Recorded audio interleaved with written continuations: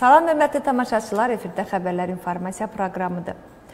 Deməli, bugün 9 may faşizm üzərində qələbədən 80 il ötür. Qələbəni qeyd etmək üçün Queen McCartney'nin birinci şəxsi müavinləri ilə birlikdə Qardaban bələdiyyəsinə baş çəkərək qələbə abidəsini ziyarət edib. Ətraflı sujetimizdə.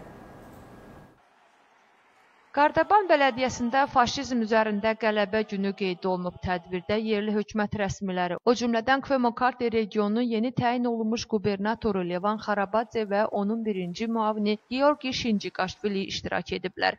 Hökumət rəsmiləri şəhərin mərkəzindəki faşizm üzərində qələbə memorialını gülçiçək dəstələri ilə bəzəyib. İkinci Dünya müharibəsində həlak olmuş gürcü qəhrəmanlarının xatirəsini ehtiramla yad ediblər.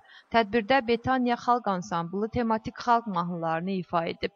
Gürcüstan hökumətinin qərarı ilə 2-ci Dünya müharibəsi iştirakçılarına bir dəfəlik maddi sosial yardım olaraq 2000 lari, 2-ci Dünya müharibəsində həlak olanların ailə üzvlərinə isə 1000 lari veriləcək. Bundan əlavə Qardaban bələdiyyəsinin səhiyyə, sosial, uşaq hüquqlarının müdafiəsi və dəstək xidmətinin bələdiyyə proqramları çərçivəsində müharibədə həlak olanların ailə üzvlərinə 500 lari və fərqli hədiyyələr təqdim edilir.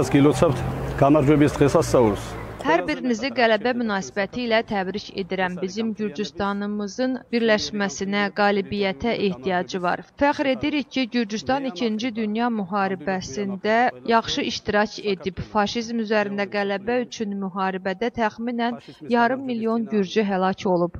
Biz sayımızın az olmasına baxmayaraq dünyanı faşizmdən təmizləmək üçün böyük rol oynamışıq. Biz də babalarımızın bu əməyini dəyərləndiririk. Tetritsqaro bələdiyyəsində də 9 may qəhrəmanları anılıb. Bələdiyyənin meri yerli hökumət nümayəndələri ilə birlikdə 2-ci Dünya müharibəsi qəhrəmanlarının xatirəsinə ucaldılmış abidəni gül çiçəklə bəzəyib.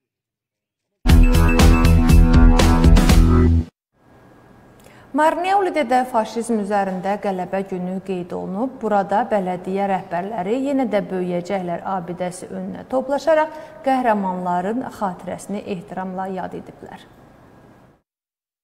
Marneoli bələdiyyəsində faşizm üzərində qələbənin 80 illiyi qeyd olunub. Bugün şəhərin əsas vizit kartı olan 50 il keçsə də həm mədəni, həm də milli kimliyi qorumaq baxımından aktuallığını itirməyən Onlar hələ böyüyəcəklər abidəsinin açılışından 50 il ötür.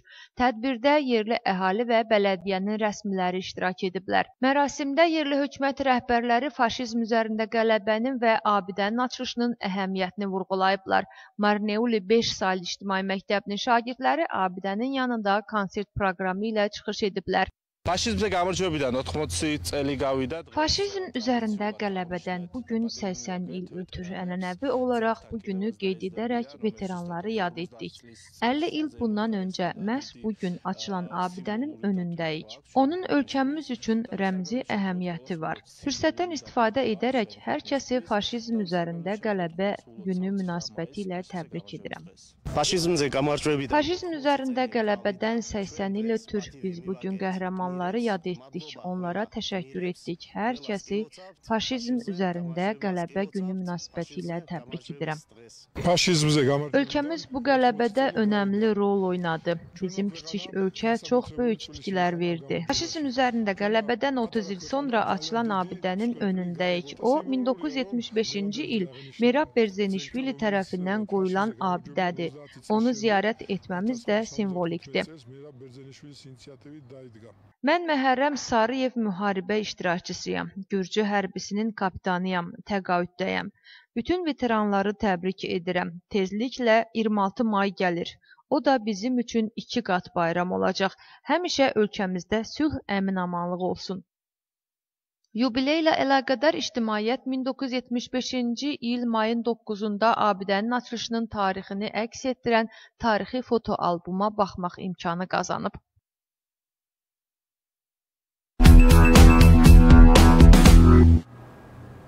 Tetritsqaro bələdiyyəsinin Gyoda kəndinin deməli məcburi köçkünlər qəsəbəsində Mtsxeta Xaçı bayramı qeyd olundu. Detalları materialımızda.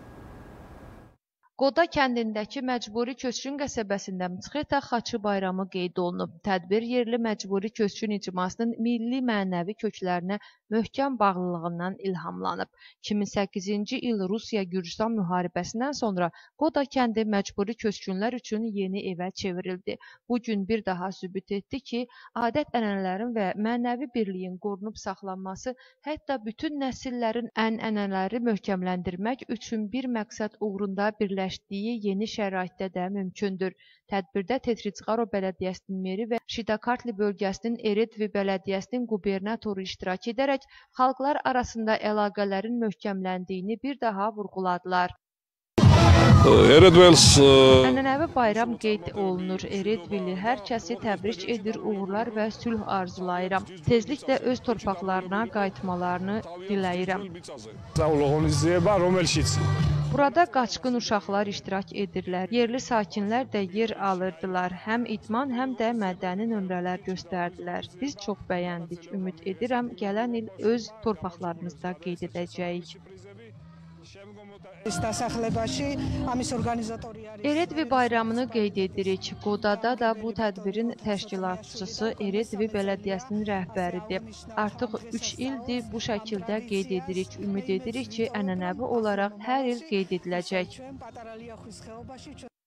Mtsxeta Xaç festivalı ənənəvi olaraq Eredvi bayramında qeyd olunan və yerli icmanın mənəvi və mədəni birliyinin simvolu hesab edilən Eredvi icmasının fərqli festivallarından biridir.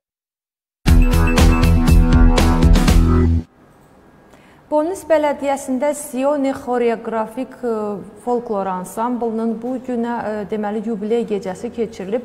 Ansambl bu günə kimi hansı yolu keçib və ansamblın ilk nəslinin nümayəndələri kimlərdir? Bolnisdən reportajımızda.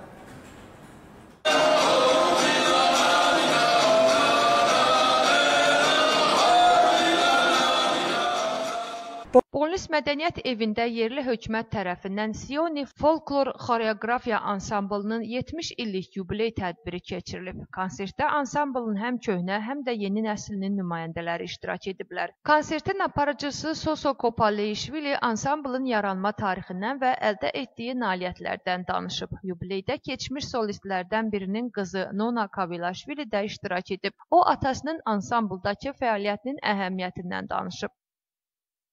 Mədəniyyət mərkəzində fəaliyyətdə olan Sioni ansamblının 70 illiyi tamam olur. Bu məqsədlə buraya toplaşmışıq. Ansambl illər boyu bir çox nəsillər yetişdirib. Bunun üçün onlara təşəkkür edirəm. Bolnisi həmişə öz mədəniyyəti, incəsənəti, o cümlədən çox millətliliyi ilə fərqlənib. Bugün konsertlə yalnız Bolnis əhalisi deyil, bütün ölkə Bolnisin sivilizasiya mərkəzində Gürcü xalq musiqisinin səsləndiyini görəcək. Gürcü rəqqaslarımız özlərini çox gözəl şəkildə səhnədə ifadə etdilər. 70 il əvvəl 1955-ci ildə Sioni ansamblının ifasında mahnılar Moskvada, Kremldə yazılıb. Biz sonralar səs yazmaları tapdıq. Mən uzun illərdir nəsildən nəsilə keçən Sioni ansamblına uğurlar arzulayıram. Mən Zaur Qucadzenin nəvəsiyəm. Bununla da fəxr edirəm. Bugün bu tədbirin keçirilməsi çox xoş oldu. Sioni rəqs və musiqi ansamblı uzun yol gəlir. Tarix yazan bir ansambldır. Ölkəni dəfələrlə xaricdə təmsil edib. Bu ansamblda fəaliyyət göstərmiş hər kəsə təşəkkür edirəm. O cümlədən dünyadan köçənlərə rəhmət diləyirəm. Ansamblı dəyərləndirən, tədbiri təşkil edənlərə təşəkkür edirəm.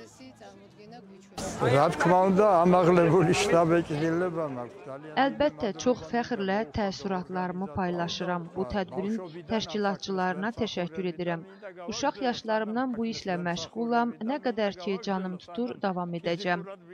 1955-ci ildə atamın təşəbbüsü ilə Sioni ansamblı yaranıb. Bugünədək bir çox uğurlar qazanılıb, xüsusən də rəqs istiqamətində. Nəsillər vaxtaşırı dəyişirdi. Əlimizdə bir çox şagird yetişdi. Bolnisdə rəqs edən kim varsa, hamısı bizim yetirməmizdir. 35 ildir bu ansamblda çalışıram. ძალიან დიდი დატვირთვა აქ, იმიტომ რომ დღეს გავიდა. Bugünkü yubileyin mənim üçün böyük əhəmiyyəti var. Ansamblın yaranmasından 70 il ötür. Həmin vaxt atam ansamblın üzvü idi. Atam bu günü görə bilmədi. Atam və onun dostlarının ruhu şad olsun. Bolnis Mədəniyyət Mərkəzinə və əməyi keçən hər kəsə minnətdarıq. Konsert hissəsindən sonra Bolnis Teatrının qarşısında Sioni ansamblının yubiley ulduzunun təntənəli açılışı olub.